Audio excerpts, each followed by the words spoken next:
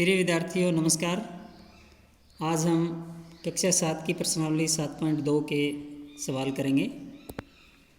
इस प्रश्नावली में जो है त्रिभुज की सर्वांग समता के बारे में सवाल हैं। सबसे पहले जैसे पिछले वीडियो में मैंने आपको सर्वांग समता के कुछ नियम या कसौटी या प्रतिबंध बताए थे, उनके बारे में एक बार आपको बता देता हूँ। 4 प्रतिबंध होते हैं सर्वांग समता के। पहला है भुजा भुजा भुजा, यानी ऐसी दो त्रिभुज जिनकी संगत भुजाएं अगर समान हो तो वो त्रिभुजें सर्वांग सम होती हैं, और उस सर्वांग समता की कसौटी है भुजा भुजा भुजा। इसी प्रकार दूसरा है यदि दो त्रिभुजों की दो भुजाएं और उनके बीच का कोण अगर समान हो तो दोनों त्रिभुजें सर्वांग सम होगी, और ऐसी सर्वांग समता होगी भुजा कोण भुजा। तीसरा है कोण भुजा कोण, यानी ऐसी दो त्रिभुजें जिनकी दो कोण और उनके अंतर्गत भुजा अगर बराबर हों तो दोनों त्रिभुजें सर्वांग सम होंगी। और चौथा है RHS, यानी दो समकोण त्रिभुज जिनके कर्ण और एक संगत भुजा अगर समान हो तो दोनों त्रिभुजें सर्वांग सम होती हैं। तो इन्हीं कसौटियों पे आधारित, प्रतिबंधों पे आधारित जो है वो 7.2 प्रश्नावली के सवाल हैं। जैसे पहला सवाल हम पढ़ते हैं, निम्न में आप कौन से सर्वांग सम प्रतिबंध का प्रयोग करेंगे। पहले सवाल का पहला पार्ट ए, इसमें दो त्रिभुजें दी हुई हैं, त्रिभुज ABC और त्रिभुज DEF। इसमें दिया है AC बराबर DF के, AB बराबर DE के और BC बराबर EF के, और दोनों त्रिभुजें सर्वांग सम। आपको बताना है भी कौन सा प्रतिबंध है।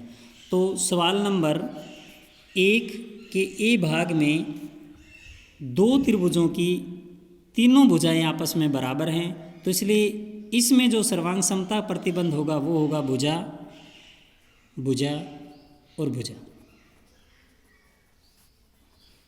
ये सर्वांग समता प्रतिबंध SSS का प्रतिबंध से ये दोनों त्रिभुजें सर्वांग सम होंगी। अब हम सवाल नंबर पहले का B भाग देखते हैं। इसमें दो त्रिभुजें दे रखी है PQR और XYZ। इसमें एक भुजा XYZX RP के बराबर, RQ ZY के बराबर है, और एक कोण R और कोण Z आपस में दोनों बराबर है। यानी इसके अंदर दो भुजाएं और दोनों भुजाओं के बीच का बना कोण जो है वो दूसरी त्रिभुज की दो भुजाएं और उनके बीच के बने कोण के बराबर है।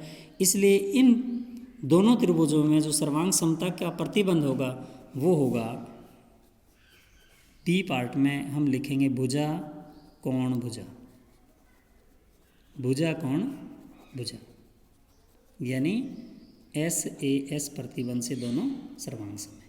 इसी प्रकार हम तीसरा सवाल पढ़ते हैं। पहले सवाल का तीसरा भाग, दो त्रिभुजें दे रखी हैं, एक LMN और एक है GF और H। इसमें कोण L जो है वो कोण G के बराबर दिया हुआ है, कोण M जो है वो कोण F के बराबर दिया हुआ है, और ML यानी ये भुजा जो है वो FG के बराबर, यानी दोनों एक भुजा और दो इधर कोण बने हुए और दोनों कोण इधर आपस में दोनों समान हैं। इसलिए यहाँ जो दोनों त्रिभुजों में सर्वांग समता का प्रतिबंध है वो है, पहले सवाल के C भाग में जो प्रतिबंध लगेगा वो कोण भुजा कोण का लगेगा, यानी दो कोण और एक भुजा जो है इसके अंदर बराबर है, जो दोनों कोणों की अंतर्गत भुजा बराबर है। इसलिए यहाँ प्रतिबंध लगेगा कोण भुजा कोण, यानी ASE। अब हम सवाल नंबर पहले का D भाग देखते हैं। इसमें हम देखते हैं कि एक कोण 90 डिग्री यानी समकोण त्रिभुज इसके अंदर दी हुई है, और समकोण त्रिभुज की ये भुजा इस भुजा के बराबर दी हुई है, कर्ण जो है वो दोनों का बराबर है। यानी समकोण त्रिभुज के अंदर जो समकोण के सामने की भुजा होती है वो सदैव कर्ण कहलाती है।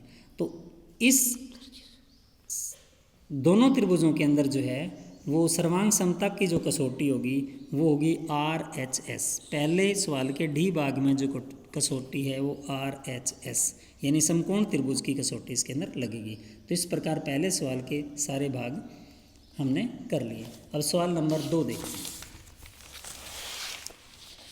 सवाल नंबर 2 के अंदर दो त्रिभुजें आपको दी हुई हैं, दोनों ही सर्वांग सम है, ART और PEN दो त्रिभुजें। दूसरे सवाल के पहले पोर्शन के अंदर क्या पूछा है कि यदि त्रिभुज एस एस से, यदि ये दोनों त्रिभुज हैं इस नियम के हिसाब से अगर सर्वांग सम हैं, तो आपको बताना है कि ए आर किसके बराबर होगा। ए आर होगा पी ई के बराबर, ए आर बराबर होगा पी ई। दूसरी भुजा इसने आर टी पूछा है, आर टी होगा ई एन के बराबर, आर टी बराबर होगा ई एन। और उसके बाद इसने पूछा है कि ए टी किसके बराबर होगा, पी एन की। तो दूसरे के पहले पार्ट में ये भुजाएं आपस में बराबर होंगी। बी पार्ट में ये कहता है कि इन्हीं दोनों त्रिभुजों में कोण टी और एन बराबर दे दिए इसने, कोण टी और कोण एन इसमें बराबर दिए। तो इसमें भुजा कोण भुजा का प्रतिबंध लगाना है। तो आपको बताना है कि आर टी भुजा किसके बराबर होगी, यानी हमारे पास जो है वो टी और एन दो कोण बराबर है। तो आपको बताना आर टी किसके बराबर होगा, ई एन।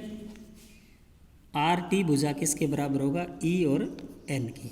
और एक पूछा इसने पी एन किसके बराबर होगा, पी एन होगा ए टी के, पी एन बराबर होगा ए टी।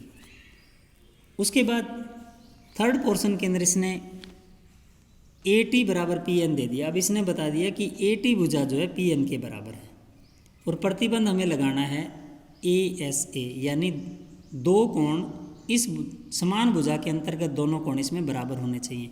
तो समान भुजा आपके पास ए टी और पी एन दिया, इसका मतलब कोण ए कोण पी के बराबर होगा इस त्रिभुज में। कोण ए को हम पी के बराबर लिखेंगे और कोण टी को हम एन के बराबर लिखेंगे। तो मुझे आशा है कि ये दोनों सवाल आपको समझ में आ गए होंगे। धन्यवाद।